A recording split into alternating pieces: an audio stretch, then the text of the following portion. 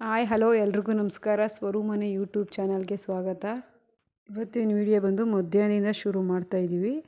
ನಮ್ಮ ಅಂಗಡಿ ಬಂದು ಸ್ವರೂಪ್ ಪ್ರಾವಿಜನ್ ಸ್ಟೋರು ಮತ್ತು ಪ್ರೀತಮ್ ಗೋಬಿ ಮತ್ತು ಕಬಾಬ್ ಕಾರ್ನರ್ ಕೂಡ ಐತೆ. ಗೋಬಿ ಮಾಡೋದು ಈಗ ಸ್ಟಾಪ್ ಮಾಡಿದ್ದೀವಿ, ಕಬಾಬ್ ಮಾತ್ರ ಮಾಡ್ತೀವಿ. ಹಾಗೆ ಈಗ ಕಬಾಬ್ಗೆ ಚಿಕನ್ ತೊಳೆದ್ಬಿಟ್ಟು ನೀಟಾಗಿ ವಾಶ್ ಮಾಡಿ ಇಟ್ಟಿದ್ದೀವಿ. ಇಲ್ಲಿ ಬಂದರೆ ಕೊತ್ತಂಬರಿ ಸೊಪ್ಪು, ಪುದೀನ ಸೊಪ್ಪು, ಸೌತೆಕಾಯಿ ತಗೊಬಂದು ಇಟ್ಟಿದ್ರು. ನಾನು ಕಬಾಬ್ ರೆಡಿ ಮಾಡ್ಕೊಳ್ಳೋಣ ಅಂದ್ಬಿಟ್ಟು ಮಸಾಲೆ ರೆಡಿ ಮಾಡ್ಕೊತಾ ಇದ್ದೀನಿ. ಮೊದಲಿಗೆ ಬೆಳ್ಳುಳ್ಳಿ, ಹಸಿರು ಮೆಣಸಿನ್ಕಾಯಿ, ಸ್ವಲ್ಪ ಕೊತ್ತಂಬರಿ ಸೊಪ್ಪು, ಒಂದು ಸ್ವಲ್ಪ ಪುದೀನ ಸೊಪ್ಪು ಮತ್ತು ಒಂದು ಪೀಸ್ ಚಕ್ಕೆ, ಒಂದು 4 ಲವಂಗ ಹಾಕ್ಕೊಂಡು ನೀಟಾಗಿ ರುಬ್ಕೊಂಡಿದ್ದೀನಿ. ಹಾಗೆ ಬಂದರೆ ಇಲ್ಲಿ ಚಟ್ನಿ ರೆಡಿ ಮಾಡ್ಕೊತಾ ಇದ್ದೀನಿ. ಹಸಿರು ಮೆಣಸಿನ್ಕಾಯಿ, ಪುದೀನ ಸೊಪ್ಪು, ಕೊತ್ತಂಬರಿ ಸೊಪ್ಪು, ಶುಂಠಿ, ಬೆಳ್ಳುಳ್ಳಿ, ಜೀರಿಗೆ, ಒಂದು 4 ಟೊಮೊಟೊ ಪೀಸ್ ಮಾಡಿ ಹಾಕಿದ್ದೀನಿ. ಮತ್ತು ಹುಣಸೆಹಣ್ಣು, ಒಂದು ನಿಂಬೆಹಣ್ಣು ಗಾತ್ರಕ್ಕಿಂತ ಒಂದು ಸ್ವಲ್ಪ ಜಾಸ್ತಿ ಹುಣಸೆಹಣ್ಣು ಮತ್ತು ರುಚಿಗೆ ತಕ್ಕಷ್ಟು ಉಪ್ಪು ಹಾಕ್ಕೊಂಡು ನೀಟಾಗಿ ಈ ರೀತಿ ಚಟ್ನಿ ರೆಡಿ ಮಾಡ್ಕೊಂಡಿದ್ದೀನಿ. ಇದು ಬಂದು ಕಬಾಬ್ ಚಟ್ನಿ ರೆಡಿ ಆಯಿತು. ಚಟ್ನಿ ರೆಡಿ ಆಯಿತು. ಇವಾಗ ಕಬಾಬ್ಗೆ ಏನೇನು ಹಾಕಬೇಕು ಅಂತ ಒಂದು 3 ಕಬಾಬ್ ಪೌಡ್ರು, ಒಂದು ಚಿಕನ್ ಮಸಾಲ, ಒಂದು 2 ಸ್ಪೂನು ಅಚ್ಕಾರದ ಪುಡಿ, ಒಂದು 3 ಸ್ಪೂನು ಕಾರ್ನ್ಫ್ಲವರು ಹಾಗೆ ಚೆನ್ನಾಗಿ ಮಿಕ್ಸ್ ಮಾಡ್ಕೊಳ್ಳೋಣ.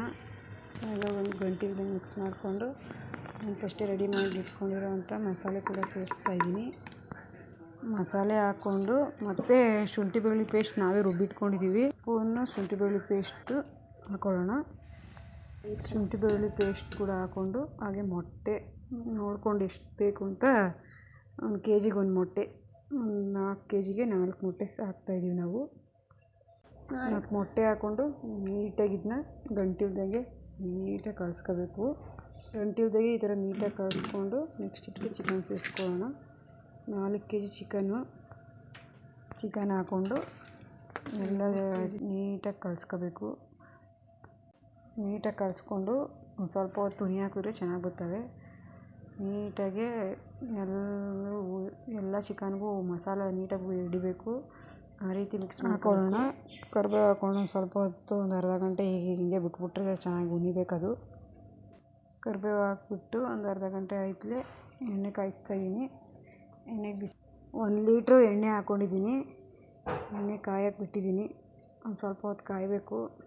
ನೀಟಾಗಿ ಕಾದ್ರೆ ಚೆನ್ನಾಗಿ ಬರುತ್ತೆ, ಎಲ್ಲ ಎಣ್ಣೆ ಕಚ್ಕೊತದೆ. ಆಮೇಲೆ ಕರಿಬೇವು ಹಾಕ್ಬಿಟ್ಟು ಕಬಾಬ್ ಬಿಡ್ತಾಯಿದ್ದೀನಿ. ಚೆನ್ನಾಗಿ ಕಬಾಬ್ ಬಿಡ್ತಾಯಿದೆ. ಘಮ್ ಅಂತಿತ್ತು ಕರಿಬೇವು ಸೊಪ್ಪು ಹಂಗೆ ಚೆನ್ನಾಗಿ ಹೊಡಿತಾಯಿತ್ತು. ಕಳಿಸಿಟ್ಟಿರೋದನ್ನ ಯಾರಾದರೂ ಕಬಾಬ್ ಕೇಳಿದರೆ 100 ಗ್ರಾಮು 50 ರೂಪಾಯಿ ಆ ರೀತಿ ತೂಕ ಹಾಕ್ಬಿಟ್ಟು ಹಾಕ್ಕೊಡ್ತೀವಿ. ಇದು ಹಾಕ್ತಿರೋದು ಬಂದು ನಾನು ಒಂದು 50 ರೂಪಾಯಿ ಹಾಕ್ತಾಯಿದ್ದೀನಿ. ಮೊದಲು ನಾವಿಲ್ಲಿ ಗೋಬಿ ಕೂಡ ಮಾಡ್ತಾಯಿದ್ವಿ. ಗೋಬಿ ಕಬಾಬ್ 2 ಮಾಡವಿ. ಗೋಬಿ ಕಾರಣಾಂತರಗಳಿಂದ ನಿಲ್ಲಿಸ್ಬಿಟ್ಟಿದ್ದೀವಿ. ಗೋಬಿ ಮಾಡ್ತಾಯಿಲ್ಲ. ಕಬಾಬು ಮತ್ತು ಎಗ್ ರೈಸ್ ಮಾಡ್ತೀವಿ. ಕೇಳಿದ್ರೆ ಮಾತ್ರ ಎಗ್ ರೈಸ್ ಮಾಡ್ತೀವಿ. ಈ ಕಬಾಬ್ ರೆಡಿ ಆಯಿತು. ಅದು ಈ ರೀತಿ ಸೋಸೋದಕ್ಕೆ ಹಾಕ್ಬಿಟ್ಟು ನೆಕ್ಸ್ಟ್ ಪ್ಲೇಟ್ಗೆ ಒಂದು ಪೇಪರ್ ಹಾಕ್ಬಿಟ್ಟು ಚಟ್ನಿ, ಸೌತೆಕಾಯಿ, ಈರುಳ್ಳಿ ಹಾಕ್ಬಿಟ್ಟು ಕಬಾಬ್ ಹಾಕ್ಬಿಟ್ಟು ಸರ್ವ್ ಮಾಡ್ತೀವಿ. ಇದನ್ನು ವೀಡಿಯೋಕ್ಕೆ ತೋರ್ಸೋಕ್ಕೋಸ್ಕರ ನಾವೇ ಹಾಕಿರೋದು. ಬೇರೆ ಯಾರ್ಯಾರು ಕೇಳಿದ್ರು ಕೂಡ ಈ ರೀತಿಯೇ ಕೊಡೋದು. ಟೇಸ್ಟು ತುಂಬಾ ಚೆನ್ನಾಗೇ ಇದೆ. ನನ್ನ ಮಗಳು ತಿಂದು ಟೇಸ್ಟ್ ಹೇಳ್ತಾಳೆ. ಅವಳು ಬಾಯಲ್ಲೇ ಕೇಳೋಣ ಬನ್ನಿ. ಚೆನ್ನಾಗಿದೆ, ನೀವು ಒಂದ್ಸತಿ ಮಾಡಿ ನೋಡಿ ಫ್ರೆಂಡ್ಸ್. ಇದು ಬಂದವ್ರಿಗೆ ನಾವು ಹಾಕ್ಕೊಡಲ್ಲ, ನಮ್ಮ ಯಜಮಾನ್ರು ಹಾಕ್ಕೊಡ್ತಾರೆ. ಮಧ್ಯಾಹ್ನ ಅವ್ರು ಬರೋದು ಲೇಟ್ ಆಗುತ್ತೆ, ಅಲ್ಲಿವರೆಗೂ ನಾವು ಹಾಕ್ತಾಯಿರ್ತೀವಿ ಅಷ್ಟೇ. ಸಾಯಂಕಾಲ ಟೈಮು ನಮ್ಮ ಯಜಮಾನ್ ಇರ್ತಾರೆ, ಅವರೇ ಹಾಕ್ಕೊಡ್ತಾರೆ. ನಾವು ಕೂಡ ಊಟಕ್ಕೆ ಮುದ್ದೆ ಚಿಕನ್ ಗ್ರೇವಿ ಮಾಡ್ಕೊಂಡು ಊಟ ಮಾಡಿದ್ವಿ.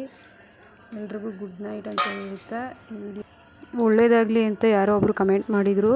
ಅವ್ರಿಗೂ ಕೂಡ ಒಳ್ಳೆಯದಾಗಲಿ ಅಂತ ಹೇಳ್ತಾ ಈ ವಿಡಿಯೋ ಎಲ್ಲಿಗೆ ಎಂಡ್ ಮಾಡ್ತಾಯಿದ್ದೀನಿ. ಏನು ಅನಿಸ್ತದೋ ಕಮೆಂಟ್ ಮುಖಾಂತರ ತಿಳಿಸಿ. ಪ್ಲೀಸ್ ಸಬ್ಸ್ಕ್ರೈಬ್ ಮಾಡ್ಕೊಳ್ಳಿ, ಹೀಗೆ ಸಪೋರ್ಟ್ ಮಾಡಿ ಅಂತ ಹೇಳ್ತಾ ವಿಡಿಯೋಗೆ ಮುಗಿಸ್ತಾ ಇದ್ದೀನಿ. Thank you for watching. Bye.